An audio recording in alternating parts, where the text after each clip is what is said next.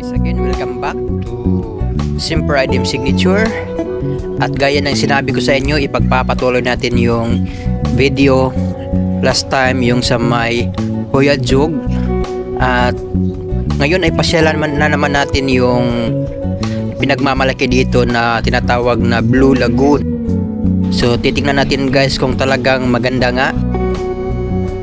Batay dito sa aking napapansin guys, entrance pa lang parang nakakaakit na yung daloy ng tubig. Hindi naman siya parang malalaking alon.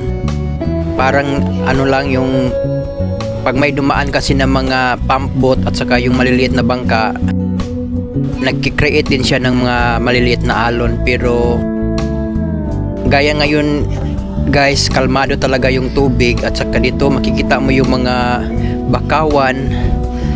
May mga bakawan dito, pakunti-kunti lang. Siguro maraming isda dito guys kasi meron naman yung mga pwedeng pagtirhan ng mga isda. Paborito kasi tirhan ng mga isda yung mga bakawan, lalo na yung dami ng kanilang mga ugat doon sa ilalim ng tubig. Doon kasi sila nangingitlog, lalo na yung mga maliliit na isda. Mayroon ding mga crabs, yung pinagmamalak nilang mga danggit. Diyan sila madalas makikita guys, yung mga klase-klaseng alimango.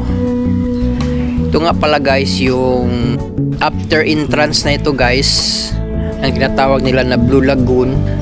Of course napapaligiran nito ng ng mga maliliit na isla. Kung titingnan mo yung mga isla guys, talagang luntian ng kulay. At saka tingnan mo naman yung tubig guys, kulay green. Ngunit kung lalapitan mo ito ng konti, makikita mo na talagang nagkukulay asul, kaya nga tinatawag na Blue Lagoon. Mamaya guys, titingnan natin yung ilalim.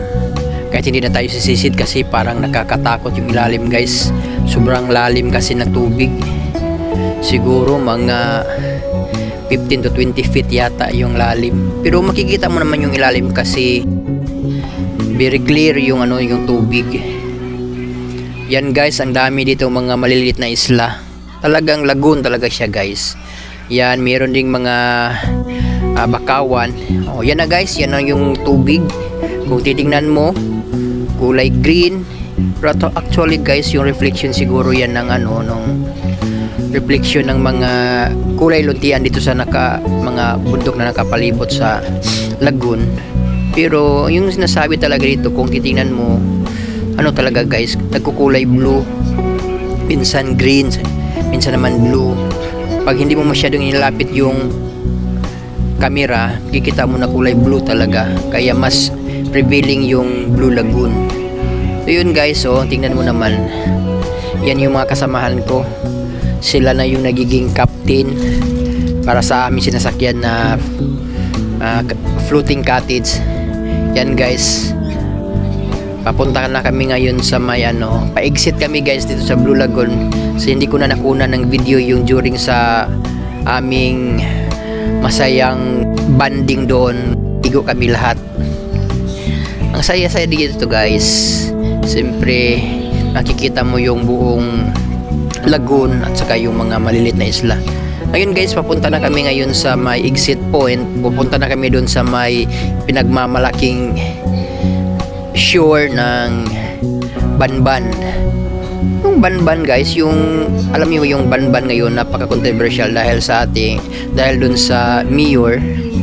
Pero hindi na natin ibibigyan ng mas pansin yung sino yung mayor doon guys. Alam niyo naman yun.